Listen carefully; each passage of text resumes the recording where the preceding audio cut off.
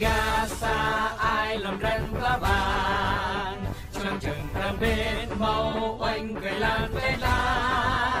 lan cơi xem gru mờ sắp bay qua ban co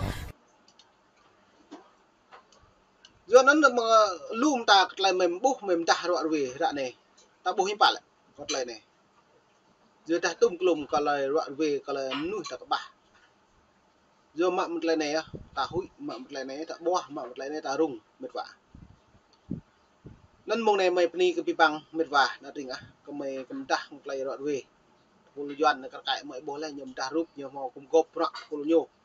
hắn lại mặn rọ như cái nào buồn sàng tôi khái niệm để báo cáo, bởi mình sống ở cái xã hội này mình thấy có bị trộm cắp là mình báo cáo được ngay mà mình chỉ cho họ. Và thật sự tôi cũng có cái chương trình hướng dẫn rồi, và có những bản báo cáo mẫu dễ lắm, chỉ cho họ, cung cấp cho họ cái phương tiện để mà liên lạc được với mình để mà học, và liên lạc đều đặn mỗi tuần một lần để họ yên tâm.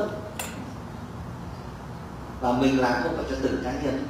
và cách làm của chúng tôi là cả một cái cộng đồng đang bị bách hại, như là cái cộng đồng của Phật tử ở tại chùa Thiên Quan khoảng trên 1000 Phật tử đó đang bị bách hại rất nặng nề. Cái nhóm ở bên An Viện Thiên An ở Hoành Huế, ở bên Công giáo, hoặc là Cao Đài, hoặc là Tin Lành Tây Nguyên, Tin Lành người Hồng Mông, rồi đồng bào Khmer Krom, này vân vân. Thì Phật giáo Hòa Hảo nếu chúng ta làm đều như vậy hết thì chúng tôi thấy rằng là thường khoảng 6 tháng đến 12 tháng có sự thay đổi hoàn toàn. Tức là công an bắt đầu họ giảm ra, bởi họ biết rằng trước đây vì họ có nhu cầu sinh tồn, thành ra họ đã phải mở cửa. Chính sách đổi mới đó, 1986 ở ký la liệt bừa bãi rất nhiều công ước về nhân quyền để rồi được hưởng viện trợ, rồi được hưởng đủ mọi thứ hết, nhưng họ nghĩ rằng mỗi lên về vả chúng ta cứ ký bừa để mà giám sát.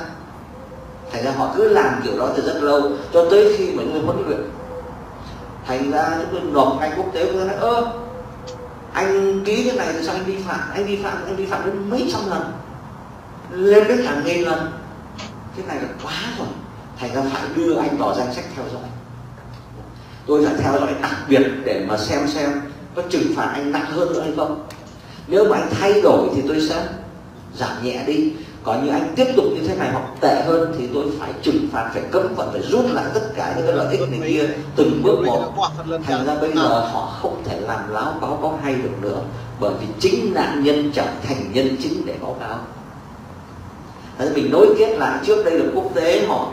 có thẩm quyền để giám sát, nhưng họ không cách nào để giám sát hết, bởi người dân không biết cách báo cáo vì quá sợ hãi. Thành ra bây giờ mình giúp cho người dân bớt đi sự sợ hãi để biến thành nhân chứng. Và đặc biệt thế này nữa, cái luật của quốc tế đó, anh vi phạm bình thường đã là nặng rồi, còn như anh mà lại còn đe dọa, còn trả thù nhân chứng nữa thì tội còn nặng hơn.